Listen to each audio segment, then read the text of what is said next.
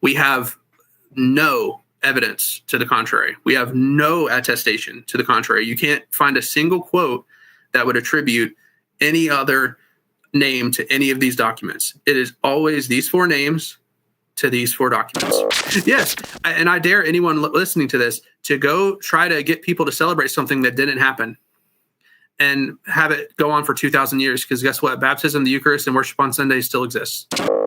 People who are lying when they give unnecessary details, they're only doing it to make their story appear more truthful. But you'll see in the Gospels, they're not doing that at all. They're just like giving you an unnecessary detail for no reason. So,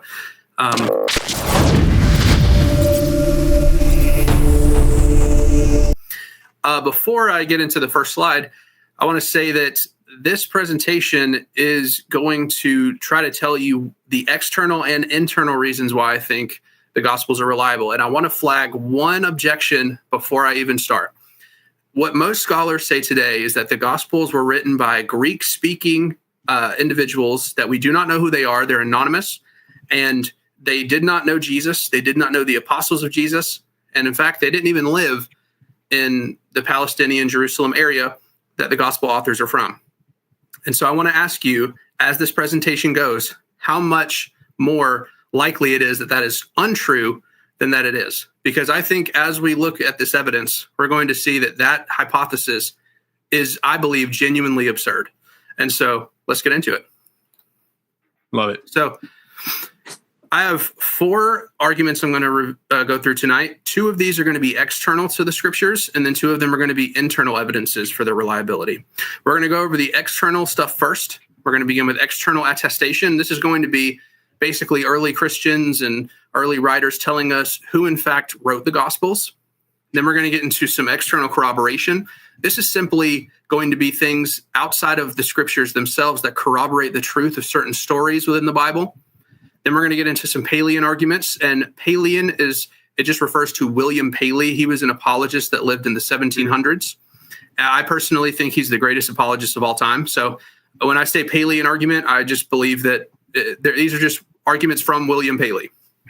Then internal markers of reliability. These are just some extra few considerations from within the text that let us know the Gospels are reliable. So let's begin with external corroboration. So this is a quote from Augustine. He's a church father. And basically, he was asked a question, how do we know who wrote the works of Hippocrates? Okay. And this is how he said that we could know that. Because there's a succession of testimonies to the books from the time of Hippocrates to the present day, which makes it unreasonable either now or hereafter to have any doubt on the subject. How do we know the authorship of the works of Plato, Aristotle, Cicero, Varro, and other similar writers, but by the unbroken chain of evidence? Now, this is important because Hippocrates, all of his works are anonymous internally, which means that they did not say in the text, like, hey, by the way, I'm Hippocrates and I'm writing this to you. Okay, so the reason this question was even brought up is because someone was, asking this question. Same thing with Plato, Aristotle, Cicero. Within their works, they do not identify themselves. Aristotle, if you go to Plato's work, The Republic, nowhere within the text are you going to see, hey, by the way, my name's Plato. I'm writing this. What's up? What's your boy? None of that's going on, right? Yeah. So the only way we know Plato wrote his works is because people who received his works told us, yeah, he wrote it. Okay. And so this is the same thing with the Gospels, with Matthew, Mark, Luke, and John. Nowhere within the text themselves are you going to see Mark say, hi, I'm Mark, Matthew say, hi, I'm Matthew, etc. So that's why this is an important question, because the reason we know who wrote the Gospels is because of the external attestation to who wrote them. The people who received the writings themselves say, those were the guys that wrote it. Okay, and we're going to get into some examples. We're going to begin with Tertullian, and we're going to work our way back in time. And this is very early. This is only 2 centuries after Jesus lived. And this is important because some of those works we were just talking about a moment ago, Plato, a lot of the manuscripts that we have of Plato are from hundreds of years after he lived. And so we have much, much, much better attestation to gospel authorship than a lot of secular works that no one questions. Do you hear anyone questioning if Plato wrote City of God? Have you ever heard that in your entire life? Never once. Okay. So anyways, maybe on Reddit. Yeah. Right. Okay. So here's Tertullian. I have two quotes from him. He says, "The same authority of the apostolic churches will afford evidence to the other gospels also, which we possess equally through their means, and according to their usage. I mean the Gospels of John and Matthew, whilst that which Mark published may be affirmed to be Peter's, whose interpreter Mark was. For even Luke's form of the gospel men usually ascribe to Paul. And it may well seem that the works which disciples published belong to their masters." So basically what Tertullian is saying here is that we have Matthew and John, who are apostles themselves. We have Mark, who was Peter's interpreter. That's why Mark's gospel is authoritative, because it's Peter's testimony. And finally, Luke, his authority is attached to Paul because he was a traveling companion of Paul. Now, he says in another quote, "We lay it down as our first position that the Evangelical Testament has apostles for its authors, to whom was assigned by the Lord himself this office of publishing the gospel. Of the apostles," so we see those that were disciples of Jesus, "Matthew and John first instill faith to us, while of apostolic men," so people who were related to the apostles, namely Peter and Paul, "Luke and Matthew renew it afterwards." So then I just ask underneath here, what do we learn from Tertullian? The names of the four authors, Matthew, Mark, Luke, and John. Mark is based on Peter's testimony because Mark was Peter's interpreter. Luke is linked to Paul's authority because Paul was his master. And finally, the content of the Gospels grounds the Christian faith. That's what he says at the end there, where he says, these are the first principles of the faith. Okay. And we also learn that, yeah. Can I ask a question on that, Nathan? Yeah. Maybe one question or potential objection is like, why would Peter need an interpreter to write the gospel for himself? And why did Paul, who wrote so many other parts of the Bible as we know it, why did he need Luke to write the gospel? Can you maybe speak into that? Yeah, great questions.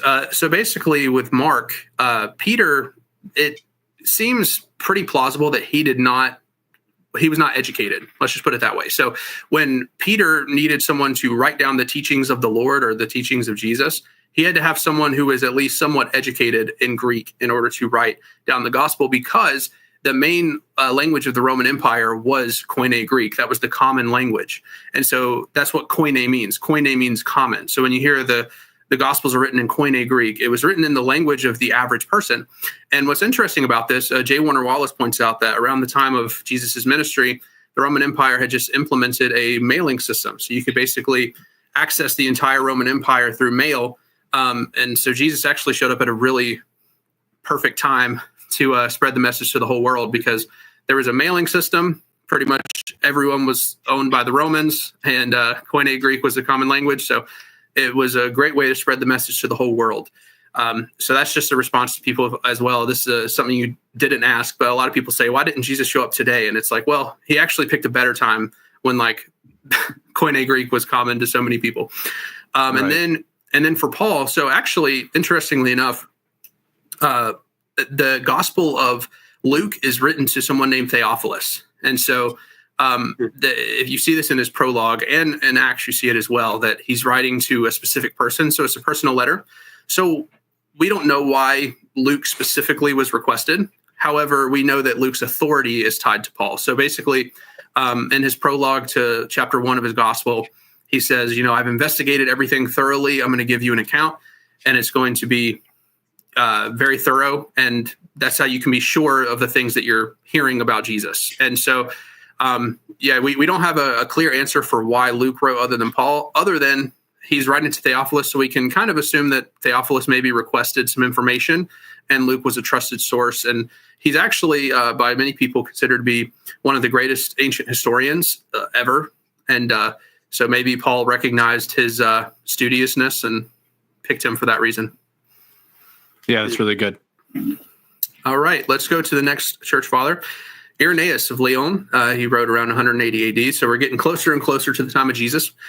He said, Matthew also issued a written gospel among the Hebrews in their own dialect, while Peter and Paul were preaching at Rome and laying the foundations of the church. After their departure, Mark, the disciple, and this word departure refers to their death. So after Peter and Paul were killed, Mark, the disciple, the interpreter of Peter, handed down to us in writing what had been preached by Peter. Luke, also the companion of Paul, recorded in a book the gospel preached by him. Afterwards, John, the disciple of the Lord, who also had leaned upon his breast, did himself publish a gospel during his residence at Ephesus in Asia. So what do we learn? we learned, again, the same 4 names mentioned of authorship. Matthew wrote something in Hebrew as well. So this is interesting. Matthew wrote in Hebrew, and he wrote it in their own dialect. So he basically wrote his Gospels for the Jewish people. And, this is something we actually see in Matthew's Gospel, right? He's all the time saying, like, and this happened to fulfill this prophecy. Like, he's very clearly trying to tell the Jewish people, like, the Messiah has come. Like, look at this dude. Like, he was the Messiah. So this actually very well kind of corresponds with what we see in Matthew's Gospel. And then Mark is once again tied to Peter's preaching and Luke to Paul's authority. We got any questions here, or we want to move on? I'm good. I'm good. Okay.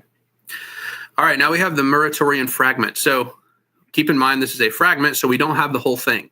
So it's cut off at the top. And the first words we see is the third gospel, the third book of the gospel, according to Luke, the well-known physician. Luke wrote in his own name in order after the ascension of Christ. And when Paul had associated him with himself as one studious of right, so Paul recognized Luke's studiousness, like I said a moment ago, and that's probably why he picked him. Nor did he see the Lord in the flesh. So we see Luke was not a disciple of Jesus during his lifetime. And he, according as he was able to accomplish it, began his narrative with the nativity of John. The fourth gospel is that of John, one of the disciples. When his fellow disciples and bishops entreated him, he said, "Fast ye now with me for the space of 3 days, and let us recount to each other whatever has been revealed to us." On the same night, it was revealed to Andrew, one of the apostles, that John should narrate all things in his own name as they called them to mind. So a lot of interesting stuff in this gospel, in this fragment, rather. So Luke is, we see that he's studious, and that's probably why Paul picked him to write. We see that John wrote last of all, and he told people to fast. And then Andrew was with him, and Andrew told him, hey, you should narrate these things. And this is going to be important later, because kind of like Peter needed Mark to write down his gospel, it's probably the case that John was not educated as well. We actually see this in Acts, that Peter and John are recognized as uneducated men. And so John is narrating the gospel, meaning that he's not writing it with his hand. He's saying what should be written down, and then he has a scribe writing it down for him. And also, just a funny little fact, Andrew does not speak in any gospel except John. So it's kind of funny that Andrew's with John, and he's right there. Also, the Muratorian fragment in another spot mentions that Philip was there, and also Philip is the only time Philip speaks is also in John's gospel. So kind of interesting stuff there. So there are 4 gospels, though unfortunately the names of the first 2 have been lost on this fragment. We can safely assume, though, it was Matthew and Mark. It follows exactly what we see before this. Luke was a physician. This is the first time we see this. And this is in an earlier document. Remember, Tertullian didn't say this. Irenaeus didn't say this. So even before them, we're learning Luke was a physician, which will be important later. He was associated with Paul. His gospel also has the nativity scenes. It mentions up here that Luke's gospel has a nativity scene. That matches the one we have in our Bible. Kind of cool. Mm-hmm. John was asked to write his gospel by others. Andrew was involved. Interesting stuff. Now we're going to go to Justin Martyr and Tatian. So Justin Martyr was writing around 150 AD, and Tatian is around 180. So anything I mentioned by Justin Martyr, put that date on it. And for Tatian, put that date on it. All right. So Justin Martyr was one of the first Christian apologists. In his defenses of Christianity and other writings, he quotes from Matthew, Mark, and Luke. He doesn't quote from John. He also refers to the Gospels as the memoirs of the apostles. So again, we're going to flag that objection at the beginning that people say they're anonymous. So we're talking less like about 120 years after Jesus.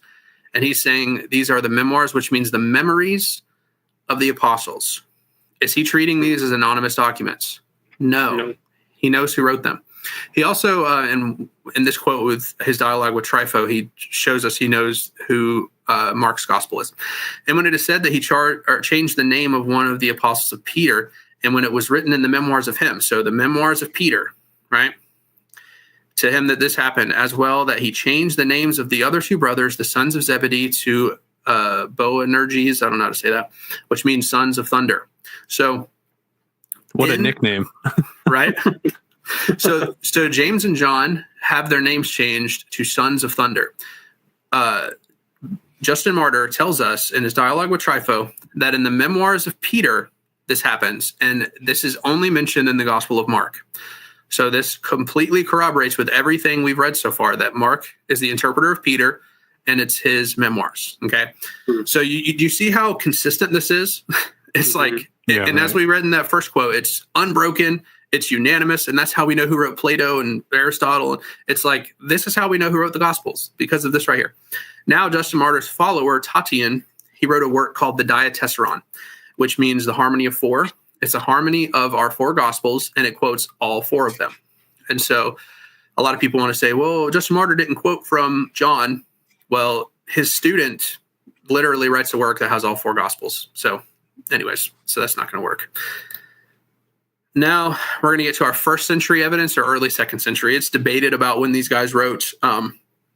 Some people say around 90 AD, and I've seen as late as like 120, 130. So I just put a range so people don't yell at me about it. So I tend to think the Didache is probably around 90 to 100 AD. And I think Papias probably wrote around 110. But I think the information he's getting is from earlier than that, if that makes sense. So the Didache quotes from Matthew's Gospel on multiple occasions. And this is important because of the Didache is the teachings. So that word Didache means the teachings. And so it refers to the teachings of the apostles.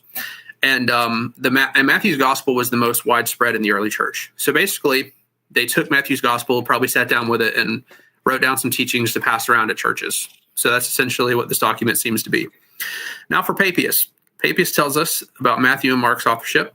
He does say Matthew wrote in Hebrew as well, the teachings of the Lord, the logia of the Lord, and then those things were translated later.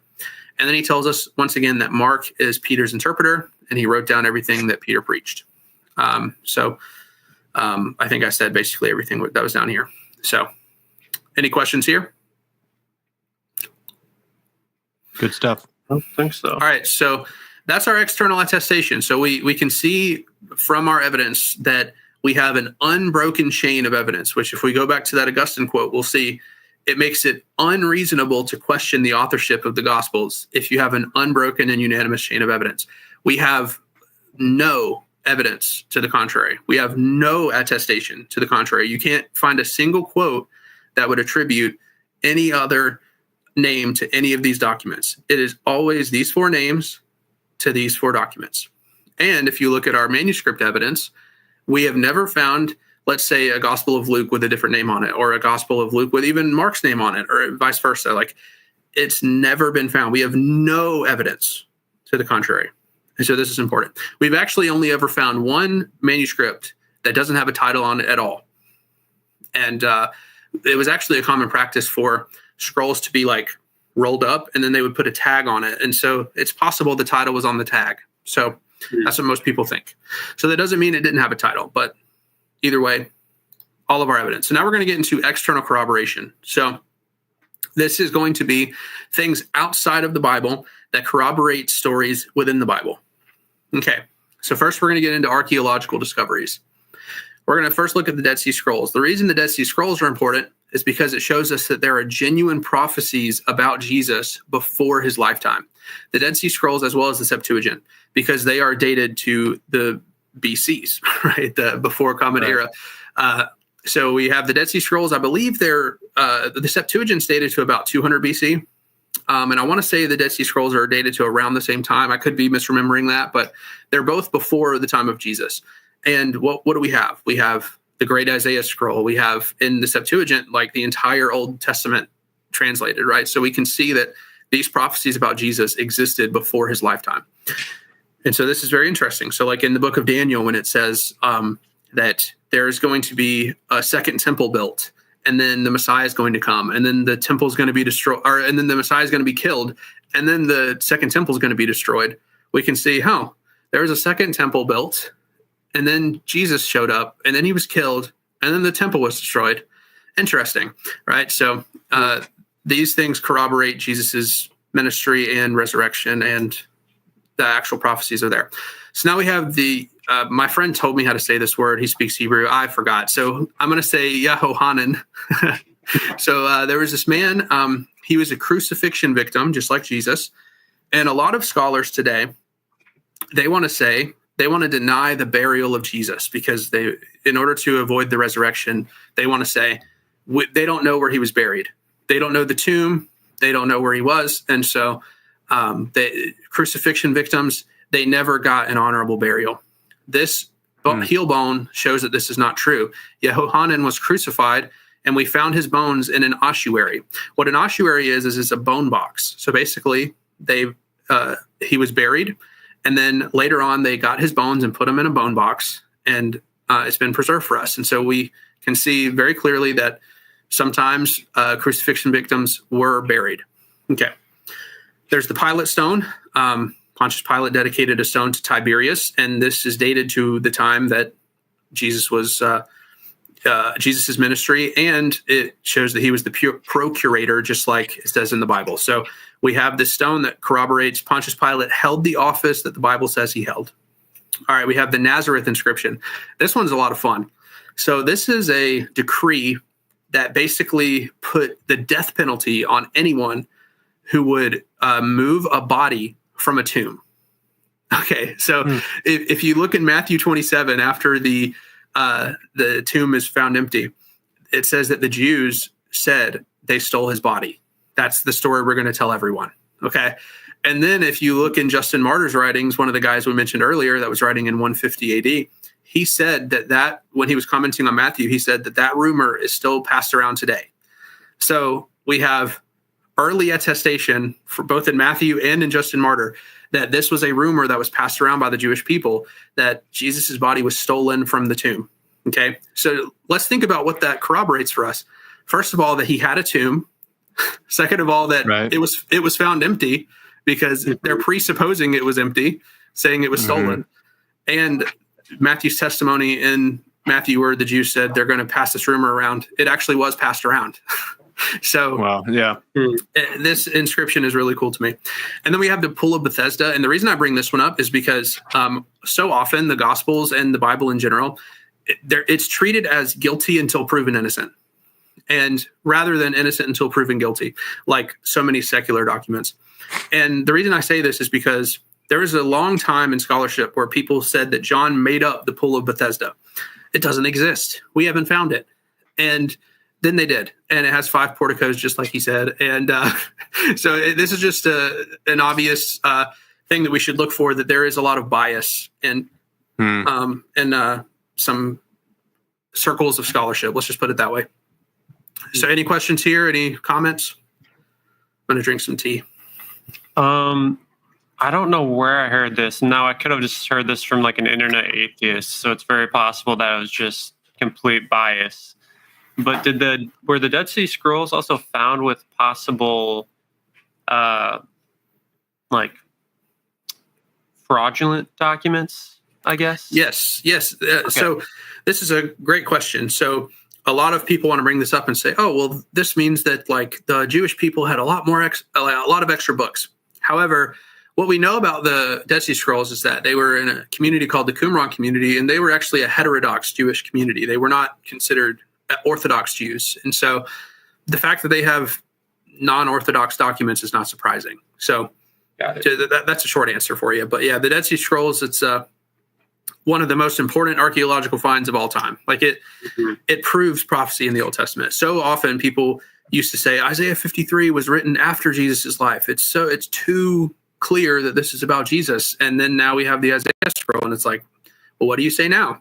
I mean, it's there. So very cool stuff. All right, let's go to a little bit more of external corroboration. This is where I'm going to have to explain a word that's big. All right, this is a big scholarly word. It's called onomasic congruence. All this means is that the use of names in the Gospels are congruent or similar to the way that names were used in the Palestinian area in the first century. So let me break this down. Basically, there was a study done by a Jewish scholar, and all she did was she looked at basically every document we have from around the first century. I want to say she did like 100 BC to 100 AD. I'm pretty sure that's correct. And she looked at all the names that were used in literature and in bone boxes, those ossuaries we were talking about, and every other instance, archaeology, whatever. And then she just basically made a list and a database of all these names. And then a scholar named Richard Bauckham came along, and in his book, Jesus and the Eyewitnesses, he basically took this database of names and was like, hey, let me compare this to the Gospels and see like how, if the names are similar, like the percentage of names that were around the time. And as it turns out, they have really high onomastic congruence. So, for example, the most common name in that time for a Jewish man is Simon. And in the Gospels, the most common name is Simon. We have Simon Peter, Simon the Zealot, Simon the son of Rufus. We have all these different Simons. And the most common name for Mary, or the most common name for women, is Mary, right? And we have like 5 different women named Mary in the Gospels. And for men, I think I remember the top 5 names. It's like Jesus, Joseph, Simon, Judas, and one other one. I'm forgetting the 5th one, but it's like all the names we recognize from the Bible, right? And so the Gospels have really high onomastic congruence. And then there's a scholar recently named Luke Vanderway. He did some work on this, and he compared this to the works of Josephus and like other historical works to see like how do other historians fare in onomastic congruence. And the Gospels have the highest onomastic congruence of any ancient document at the time. And so as it turns out, this was just how the names were distributed back then. And this is kind of the thing that you would expect if they're writing real history. So the second external corroboration, this one is really fun. So I love this little connection because it's what we might call an undesigned coincidence, which we'll get into that later. But this is an undesigned coincidence with something outside of the Bible. So I have this question: is Bethsaida a city or a village? Okay. And the reason I ask this question is because Matthew, Luke, and John call Bethsaida a city, but the Gospel of Mark calls it a village. And so this question shows up: is Bethsaida a city or a village? Well, as it turns out, Josephus tells us that Bethsaida was upgraded from a village to a city around the time of Jesus' ministry. Okay. Mm-hmm. And the reason this is important is because of which gospel calls it a village. So again, the gospel that calls it a village is Mark, which, if we remember from our earlier notes, that is Peter's memoirs, right? Those are Peter's memories, Peter's teachings. And if we look in the Gospel of John, chapter 1, we'll see that Peter is from Bethsaida. Okay. So, that's interesting. So we have Peter preaching, a guy who's from Bethsaida.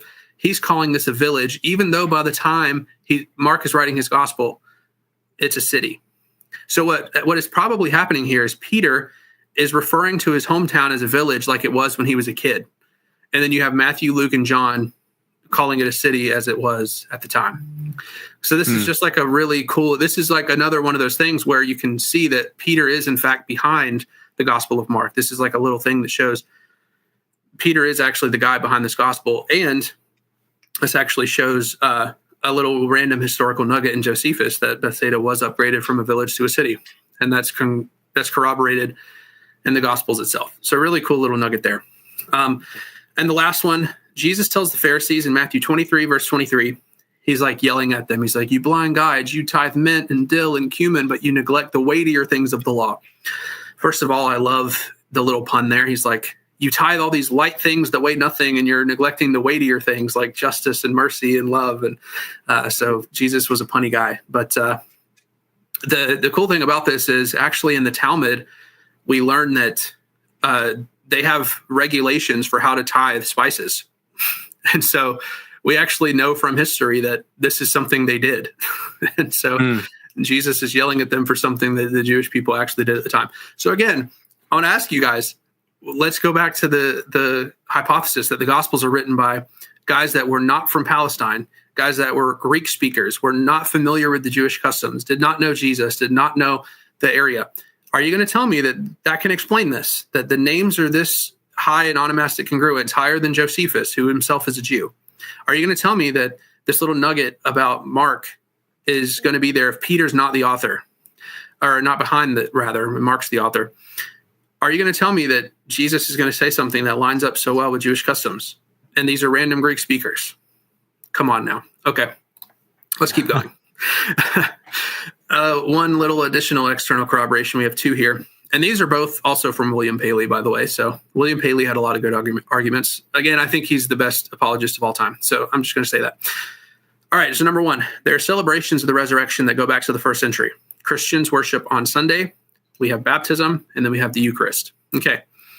This is important because let me ask you guys this. Tomorrow, if I were to be like, all right, guys, let's go celebrate. And you guys said, okay, celebrate what? And I said, let's celebrate the fact that I hit 500 home runs at the Brave Stadium yesterday. Are we celebrating that? It didn't happen, right? We're not going to celebrate it, right? And so, yes. And I dare anyone listening to this to go try to get people to celebrate something that didn't happen and have it go on for 2,000 years. Because guess what? Baptism, the Eucharist, and worship on Sunday still exists. Okay. And so this is important. So we're having people celebrating an event because look at what all of them point to. The Jewish Sabbath was on Saturday. Okay. This is why Jesus' tomb was found empty on Sunday, because he was killed on Friday. The Sabbath started at like 7 p.m., I believe, on Friday night. They had to quickly bury him. They didn't have time to anoint him. And then they're like, all right, the Sabbath is starting. We got to stop working. Let's go back home and we'll come back on Sunday. And the women come back and anoint him and the tomb is empty. On Sunday, that's why we worship on Sunday, because that's when the tomb was found empty. Okay. The baptism, Paul tells us that in baptism, we're united with Christ in his death and resurrection. It's a celebration of the event. The Eucharist, his body and his blood. Think about this. If it was just a celebration of his death, that doesn't make any sense unless the resurrection happened. Okay. Because otherwise it's not a celebration feast. Right? It's only right. His death is only celebratory because he rose. Otherwise, it would have just been like the greatest defeat ever. It's like, oh, they killed him. Like, this sucks. But it's a victorious thing because he rose. Okay, so this is really cool. So yeah, I challenge anyone watching this: go try to get someone to celebrate something that didn't happen and have it continue for 2,000 years. Ask people how Kwanzaa's doing. All right, so let's go to the second one.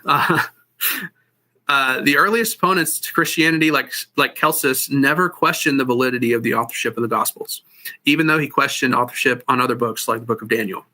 So this is important because we have even the earliest enemies of Christianity assuming traditional authorship. Okay, and he was prone to question authorship of biblical books, and he didn't. So that tells us something. There's good reason to believe that these guys actually wrote the Gospel. So that's just another little nugget right there. Can I, on the first one that you had there, Nathan, with, because the argument, celebrating it for 2,000 years, and this, I don't want to derail this conversation, so hopefully this is related, but can you speak into maybe like why maybe some of those celebrations are diluted in some Christian circles? Or because I can see like some refute would be like, well, not all Christians even agree on how to celebrate these things for 2,000 years. So maybe that's proof of that celebration not being, it's just based in tradition or something like that. Oh, I see what you mean. Okay. So do you mean like some believe baptism saves, others believe it's a symbol and stuff like that?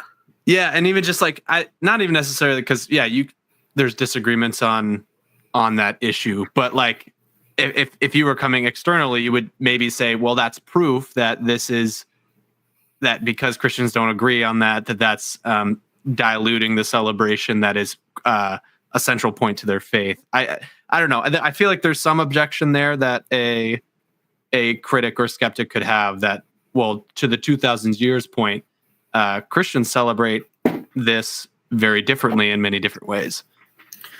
All right. So there's a book right here. It's called Leslie's Short and Easy Method with the Deist. It's literally like really short, like 40 pages short. Okay. And basically he's a historian and he's basically giving criterion for how we can know a historical event happened. And one of his criterion is that there's a celebration of an event and it still continues to the present day. Okay. So he's a historian. This isn't a Christian apologist. This isn't a guy like trying to defend the resurrection. He's just a historian saying, here's some ways that we can know that a historical event happened. And by the way, the resurrection does live up to all four. That's just a little side note. But that is actually a historical criterion given by a historian. So I would say, listen, if you want to say, oh, it's convoluted, so whatever, I would just say the very fact that it's celebrated at all is a sign that it's historical, because you're not going to get people to celebrate something that didn't happen at all, even in a convoluted sense. Like, we're not even in a convoluted sense going to, celebrate the fact that I hit 500 home runs the other day at the Brave Stadium, because it didn't happen. Right. I can't even get you to do it in a convoluted sense. It's just not going to happen at all. So that would be my answer to that. The very fact that we celebrate it is evidence of its historicity. And even, I would say, even to add to that, like, even though the differences in celebration or disagreements in how you do that, like, a good example of this is how we celebrate Independence Day or July 4th. It's different between communities. Some you have fireworks, sometimes you don't, but we are legitimately celebrating something that happened. It's just there are differences when you go through years of people having different traditions and practices. Yes, that's a great point. I mean, there's the difference between like the history of ideas and the history of culture. That's like a genuine distinction between historians. And so people definitely agree that if you look at history of culture, it's going to be a little bit more convoluted than the history of ideas, because the history of ideas, you've got philosophers like drawing out very clear distinctions and writing it exactly. But with human practice, it's like, with my family, it's just a random little thing. We learned from some friends, like when we make s'mores, a lot of people make them with like Hershey bars. My family, we make them with like all kinds of candy bars, like Twix bars, Reese's, like Baby Ruth, whatever, right? Almond Joy is my favorite. Yeah. So it's like, that might be a convoluted way to celebrate Halloween, but a lot of people make s'mores on Halloween, right? And so people have candy, and we're like, we got candy around, let's make s'mores with lots of fun candy bars. Right. And so it's like, that's a convoluted way of celebrating, and it's not like going to be like a philosopher writing some crazy distinction, because people just think of creative ideas and ways to celebrate, and they do it, right? Like even the way it evolved, speaking of Halloween, like the way it evolved over time from being like ways to prank people on a night, and then it became and then some fundraiser happened, I think, is the story behind it. Like a fundraiser for charity or something is what made it be about candy and getting candy at doors and stuff. So, it's just weird. History for culture is just, it's a very interesting study, but it's also going to be a little bit muddier and harder to pin down. But because of that, that's why we have to say, like, the mere fact of celebration is evidence of historicity, just because people are going to do things differently. Right. And that does backtrack for a second. Sure. You said you made s'mores with almond joy? Yes, sir. I've never seen Seth get off his chair so animated than the almond joy. The almond joy. Dude, I was not anticipating that at all. I was like, okay, caramel makes sense. I like a little nougat I can see. I'm like, I will say this: the people that love almond joy, they love almond joy. They do love. That's just almond joy. That is, in fairness, that is my favorite candy bar. So I love it. There we go. I love That'll do it. The coconut, the almond. It's a great combo, man. I stand that. I respect it.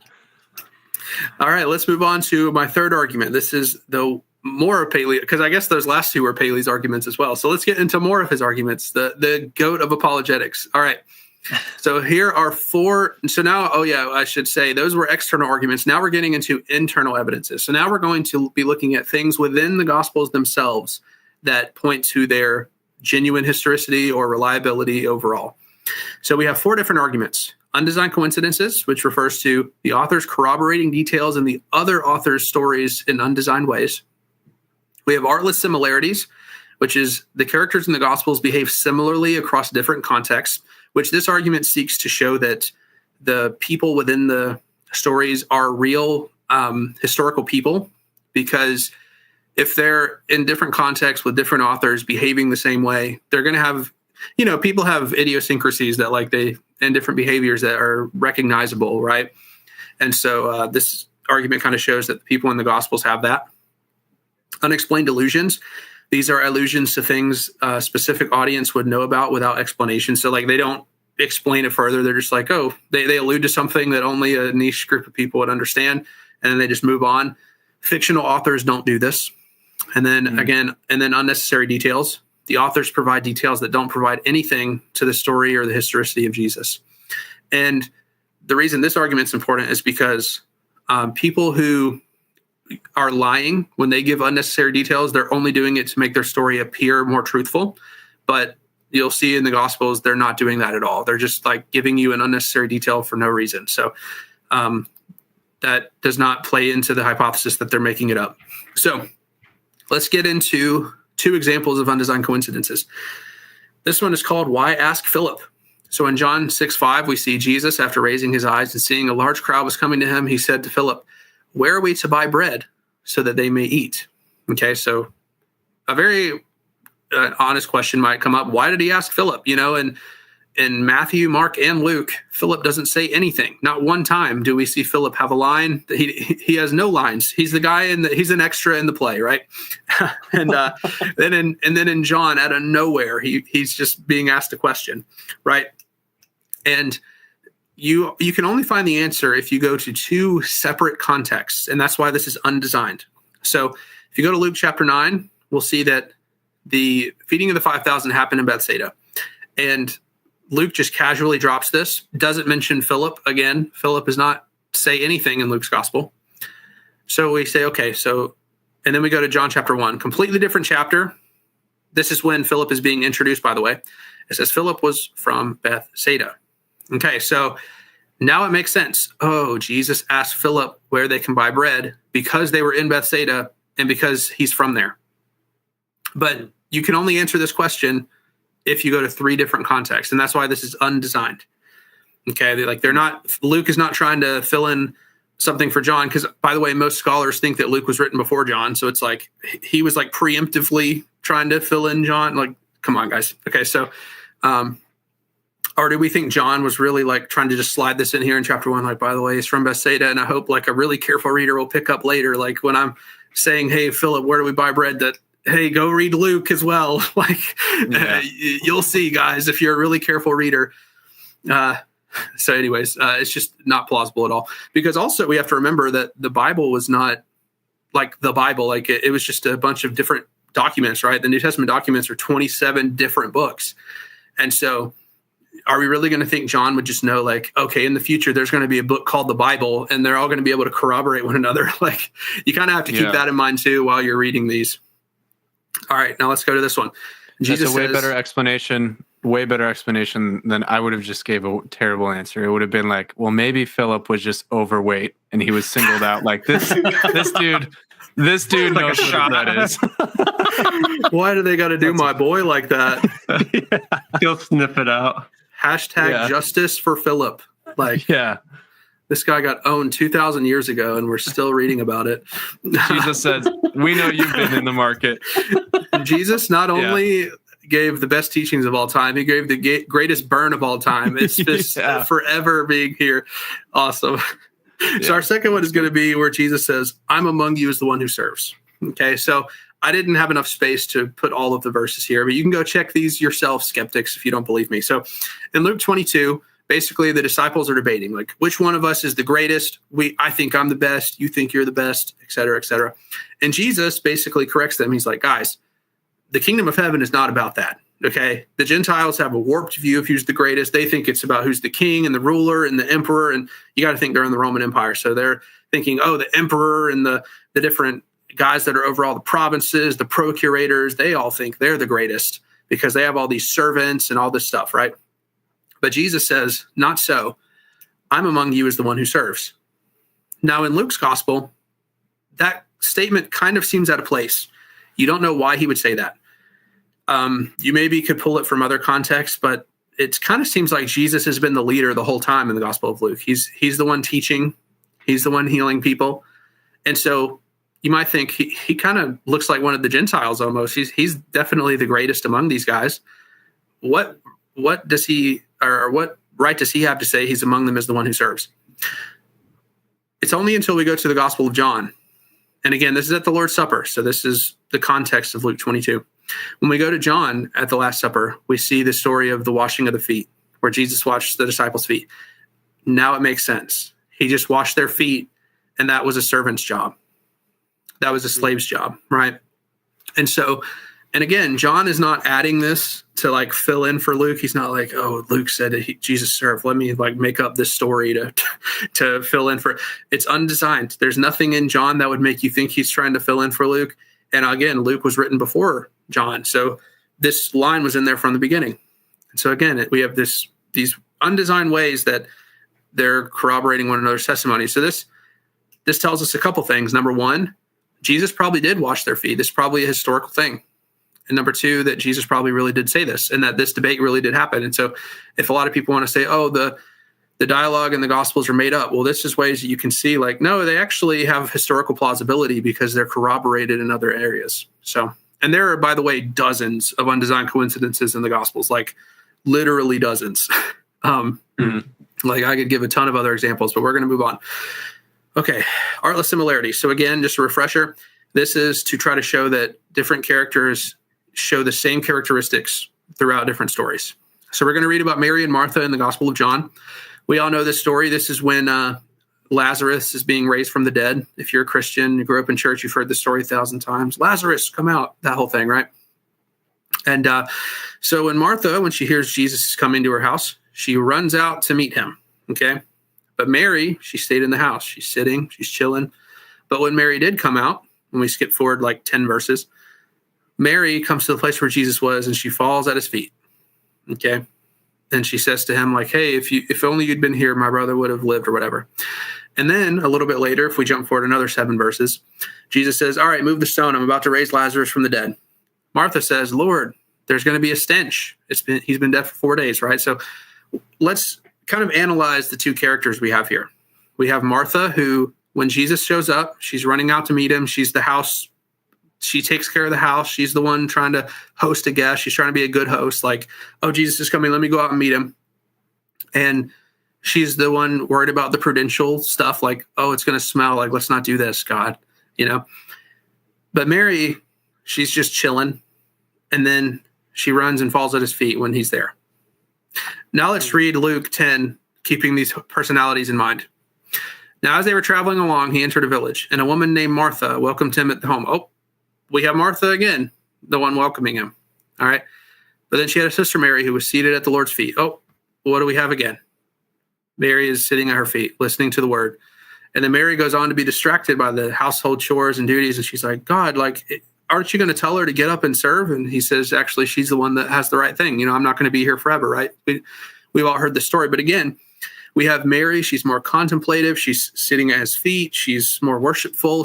And then we have Martha, who's going out and she's the host and she's worried about the prudential stuff. And again, this is best explained by the hypothesis that they're referring to real women named Mary and Martha, right? That have these real personalities, okay? And there are other examples like Jesus. My favorite one about Jesus is he's challenged about healing on the Sabbath a couple of times. So one time in Matthew, they're like, you can't heal on the Sabbath. Like, how dare you do this? And how does Jesus respond? He says, how many of you have a sheep who falls in a hole on a Sabbath who won't get it out? How much more valuable is this person than that sheep? So the logic of the teaching is, you have animals. You would help them on the Sabbath if they were in trouble. Humans are more valuable than they are. We go to Luke, totally different context. There's a woman. She's been bent over double, it says, for like multiple years, I think like 12 years or something. And again, he heals her. And the scribes, again, they're getting upset. How dare you do this? And what does he say? How many of you have a donkey who on the Sabbath would not untie him and bring him to water if he was thirsty? How much more valuable is she than this donkey? It's the exact same answer. And so do we think Matthew and Luke are just making this up? Or do we think that this is how Jesus actually responded to being challenged about healing on the Sabbath? Right? And we could go into Peter and how impulsive he is. Like there's multiple examples of this. So this is a characteristic across multiple characters, not just Mary and Martha. Let's go to the next one. Unexplained illusions. All right, so again, this is going to be allusions to things that only certain people would understand, and they're unexplained. Like we get no further detail. So in Luke 13, just to summarize this, he's basically dealing with scribes, and they're asking him questions, and basically they're saying, like, this person was punished. Is it because they're a sinner? And he goes, no, that's not how this works, guys. If you don't repent you're going to likewise perish. Or those 18 on whom the tower of Siloam fell and killed them. Do you think they were worse offenders? Who lived in Jerusalem? No, I tell you, unless you repent, you likewise will perish. So we get some allusion to this tower that fell in Siloam and people perished and they died. There was 18 people that died. No explanation. Now think about if this was a fiction story. Think about how fiction authors write when things like this happen. They would go into a diatribe about, and a year ago this tower fell and this happened, and then they'd get back into the story. But that's not what happens here. Luke's just telling you what Jesus said. No explanation. Just going to keep going. In John 1, we see another one. Philip found Nathanael and said, "We have found the one Moses wrote about in the law and the prophets, also about Jesus of Nazareth, the son of Joseph." Nathanael said, "Can anything good come out of Nazareth? Come and see." No explanation. And actually, funnily enough, a lot of people thought Nazareth was made up for a long time. Scholars, again, treating the Bible guilty until proven innocent, because we didn't have anything about Nazareth until recently. It's been overturned, but people in that time would have realized, oh yeah, Nazareth is like some tiny little village. Like, who cares about that place? Can anything good come out of there? So these are allusions that a fiction writer would not say. Like, if a fiction writer was writing this, they would have explained, like, Nazareth was a small village, and they explain every little detail. Historical teachings don't do this. All right, unnecessary details. Again, this is important because when liars put unnecessary details into their stories, they do it to make it appear honest. Okay, so let's look at this. John chapter 3. Now a discussion arose between some of John's disciples, and a Jew over purification. And they came to John and said to him, "Rabbi, Jesus is over there baptizing people," basically, to summarize what he said. Why did they bring this up? Think about it. There's a debate between some Jews and John's disciples. All right, over there, Jesus is baptizing people. It's just so random. Right. It's not necessary. Fiction writers don't write like this. Mark 3:17, James the son of Zebedee and John the brother, they were given the names the sons of thunder in parentheses, right? Again, we saw this in Justin Martyr. That's the memoirs of Peter, right, in Mark. So again, why say this? He doesn't explain it. And in fact, an undesigned coincidence with this right here is that in Luke's gospel, we actually hear a story about how James and John were like, let's call down thunder on these guys there, fire from heaven on these people that, so that's a random undesigned coincidence for you on that. Like, because in Mark's gospel, you wouldn't know, like, why were they called that? Like, he doesn't say. And then we see in Luke that they actually call that down. So now that actually makes sense. So tell me, what about these details make you believe the testimony of Mark or John about the life, ministry, death, and resurrection of Jesus more? The casualness of these unnecessary details is what makes them have evidential weight in a cumulative case. The casualness is really important. It's like how they just say something and then move on. Fiction writers, again, they don't write this way. So you take all those four Palean arguments together, and it's like you've got some good stuff here. We're coming up on the end. Some final internal markers of reliability. I have 3 right here. So number 1, we have a formal controlled tradition. So I need to break this down. This is scholarly terms again. So all formal means is that you are not allowed to add to what is in the Gospels. Like, basically, there are people on top of the tradition, like the apostles themselves, who are making sure that things aren't being added and subtracted to it. And I'm going to explain how we know that over here in a second. And controlled just goes again, there are people that are authoritative that are not letting it change. So that's all this means. So there are informal controlled traditions. There are informal uncontrolled traditions. You get the idea. The Gospels are the most controlled kind of tradition there is. Formal, controlled. There are people at the top, and they're not letting things be added to it. Okay. We learned this from Papias' writings. Papias is writing again towards the end of the 1st century, or the very beginning of the 2nd century. And he says that basically he is getting all his information from those who were apostles or those who knew the apostles directly.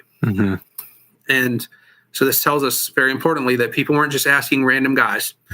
Again, this goes against the idea that the Gospels are anonymous, random Greek-speaking guys that were far away. This goes completely against that idea. This is our earliest writings. We have the preservation of the sayings of Jesus. They're very consistent across Gospels. And finally, if you're familiar with this concept called Markan priority in the Gospels, the idea is that Mark was written first based on Peter's testimony. Mm-hmm. And then Matthew and Luke use Mark as a source. Yeah. And if you look at the places where Matthew and Luke use Mark as a source, they are very conservative with the content. They do not change it. A lot of times they're quoting him word for word. So that tells us that these guys are really trying to preserve the content. And that gives us markers of reliability. These guys are not feeling free to make things up. They're not having the liberty to just be like, oh, well, whatever. If Jesus said this or that, who cares? No, they're trying very hard to keep the content the same. And that's the importance of this marker of reliability. Protective anonymity. This one, again, is fun. So the Gospels protect the identity of those who would be in danger before their deaths. And you need to think about this. Why would they be in danger unless what they're telling is true? I ask my skeptic friends, why am I protecting people if they're not telling the truth? Okay. So here is an example of this. So in Mark's gospel, we see that at Jesus' trial, one of the disciples cuts off the ear of the soldier. And if you don't know, Peter was killed in about 62 AD. Okay. And John's gospel was written in the 90s. Okay.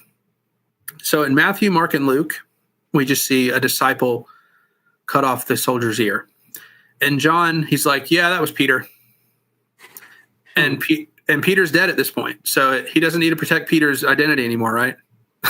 So they're protecting people's identity. Like when Matthew and Luke is written, because I think they were written in like the 50s, 60s area, Peter's still alive. So we're still protecting him. Okay. And then we see in John, oh, yeah, that was Peter. And then there are other examples. Like in Mark, we see the location of the Lord's Supper is kept on the down low in Mark. Okay. And it's not until later that we find out where it is and stuff like that. So we see patterns in the Gospels where it's like in the earlier ones, like Mark and Matthew and Luke, there are some things that are like kept on the DL. And then by the time you get to John, it's kind of more free because he's like the last one alive. So very cool stuff. This, again, shows that they're telling the truth because it's like they're trying to protect Peter's identity, right? Because he would have been in danger because that really was something that happened. Okay. Now, finally, and this is probably the most fun one, this is the idiosyncrasies of the authors. So I have a little document over here. It won't be on the screen, but I'll just give you some examples of what I mean by this. Because again, if we remember, Matthew, what do we know about Matthew? He's a tax collector, right? Mm-hmm. So we'd expect him to know quite a bit about money. So in Matthew 17, Peter is asked about paying the temple tax. He asks Jesus, and Jesus says, all right, we don't really have to pay the temple tax, but I want you to go catch a fish, and in the fish's mouth, you're going to find a stater.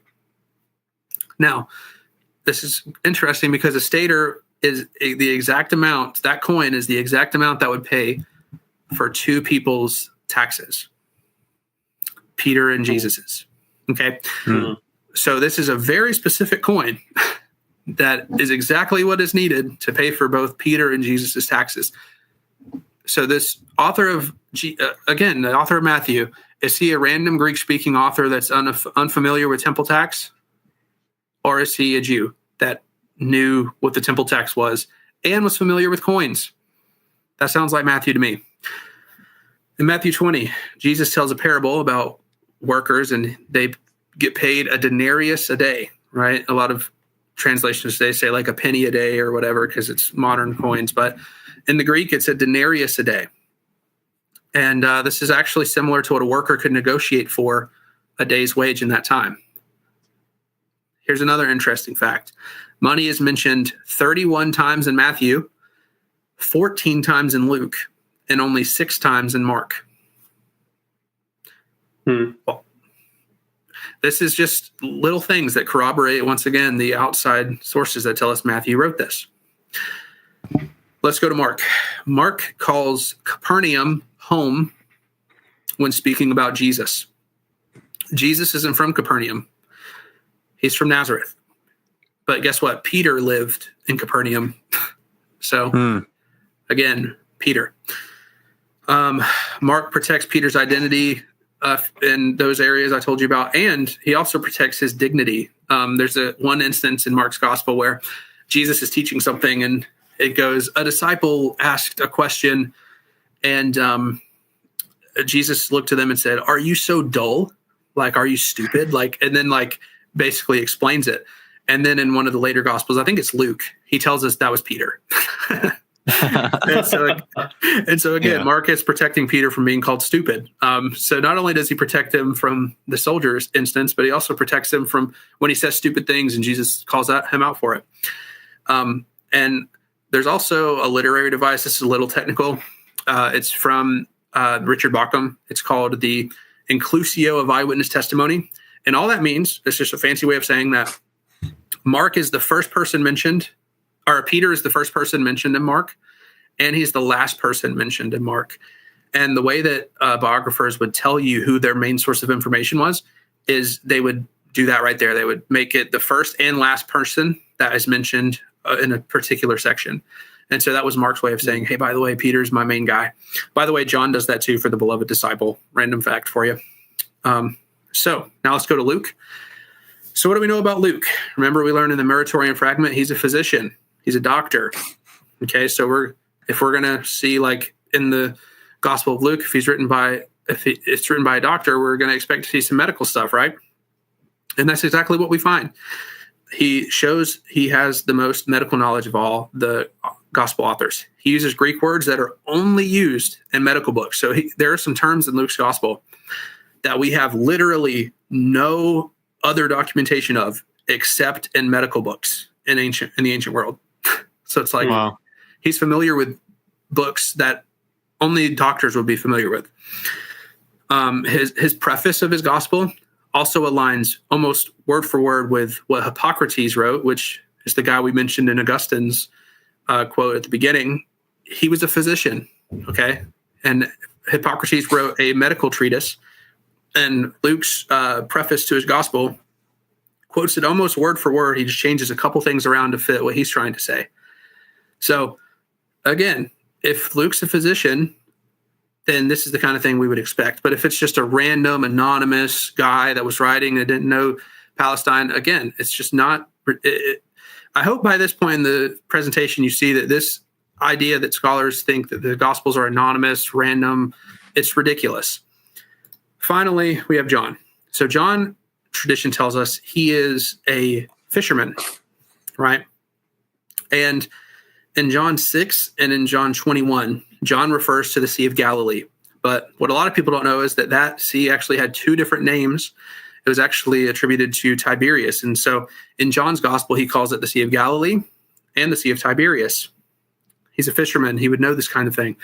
And in John 6, they go out to the middle of the Sea of Galilee, and John tells us the exact distance they travel, 25 to 30 stadia, which is about 3 or 4 miles. And guess what? That's the middle of the Sea of Galilee. He's a fisherman. Mm-hmm. That's the kind of thing a fisherman would know.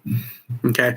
And there's lots of details in John's gospel that shows that he's familiar with the geography of Jesus's ministry. He gives a lot of details like that. So again, is this anonymous? It seems just blatantly not the case. All right, let's go to finally the end of the presentation, objections. So the first one is one I've been talking about this whole time. The gospel is written by anonymous Greek-speaking men who were not eyewitnesses to the life, ministry, death, and resurrection of Jesus. I hope we can see by now that that's insane. Number 2, the gospels contain contradictions. Okay, this is a very important one. So I need to say that the Gospels nowhere have a logical contradiction. So what I mean by this is, in John's Gospel, at the appearance at the tomb, Jesus appears to Mary Magdalene. At nowhere in any other Gospel does it say Jesus did not appear to Mary Magdalene. Okay, that's a contradiction. That does not exist in the Gospels. Okay, there is no instance of that. However, there are some discrepancies in peripheral details. However, I really, really recommend. I cannot recommend this book enough. Mike Licona just came out with a book called Jesus Contradicted. It is all about this. If you are, looking at the discrepancies and you're wondering how to deal with these, the Gospels are within a genre called ancient biography. And within ancient biography, there are compositional devices. And so, and this is going to sound to skeptics like crazy, but I promise you, this is all database. This is not ad hoc. This is just, if you study the documents themselves, this is what we see within them. So basically, what Mike Licona did is he went into Plutarch's biographies, which is the same genre as the Gospels. And he looked at areas where they told the same story multiple times. Okay. And he saw that there were these compositional devices that Plutarch would use. So here's some examples. Like, you would have an event that happened at one point, and then in another biography, it happened 7 years later. Okay. Like, he moved an event 7 years. And this can be seen. A lot of people have a problem with Jesus's cleansing of the temple, because in John's gospel, it happens at the beginning of his ministry. At the other three, it happens at the end. This is a literary device. In John or in Mark, it was moved. And this is just literally what biographers would do. This isn't a contradiction. And we see this, Mike Licona goes through these rhetoric books called the Prosmenigata, I think is what they're called. It's a big Greek word. And essentially, they were rhetoric textbooks that would teach people how to write. And you were expected to use these devices. Everyone was. So it is the expectations of the time to use these compositional devices in order to make it almost like an art form. So picture someone's painting a picture of someone. They're making a portrait of someone. You kind of give the character some personality by like the expression on their face, what they're holding in their hand, the setting that they're in, the background. Like you make it like a picture. And what Plutarch explains in his biographies is that's what he's doing. He's painting a literary portrait of the character in writing form. Okay. And so what he said was, I'm going to leave it to the historians to just give you the facts of their conquest and all that stuff. I'm writing lives. I'm writing biographies. I'm not writing a history book for you. Okay. And so he took upon himself liberties with details using these compositional devices in order to spice up his characters and make it so you could know who the character was. And in the same way, the gospel authors who are writing biographies are using these compositional devices as well in order to tell you who Jesus is. And Mike Licona does an amazing job of showing how this can actually tell you who Jesus is. Because what biographers would do is they would try to tell you who the person in the gospel is based on their words and deeds. Okay. So if you look in the Gospel of Mark, he at one point it says that he forgave sins, right? And then the Pharisees immediately recognize, who can forgive sins but God alone? And then Jesus forgives sins on his own authority, right? He says, so you know that I have authority to forgive sins? Just get up and walk. Okay. We see in the next chapter, he's walking on water. In Job, it says that God treads on water. God alone does that. Okay. And in the same story, and in a different story, he calms the winds and the waves. He says, peace, be still. In the Old Testament, we see that God controls the weather. Okay.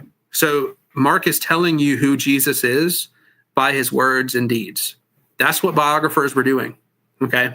And so this is the primary way we should deal with quote unquote contradictions. It's that the gospel authors are biographers. They're writing biographies. They're trying to tell you who Jesus is. This doesn't mean that they're not telling you the truth. This is literally just how biographies were written back then.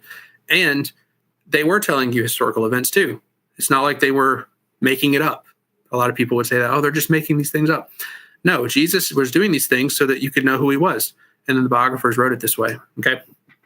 And so, and also, by the way, eyewitness testimony, it's like basically guaranteed you're going to have discrepancies in details because they have different focuses, they have different emphases, they have different goals.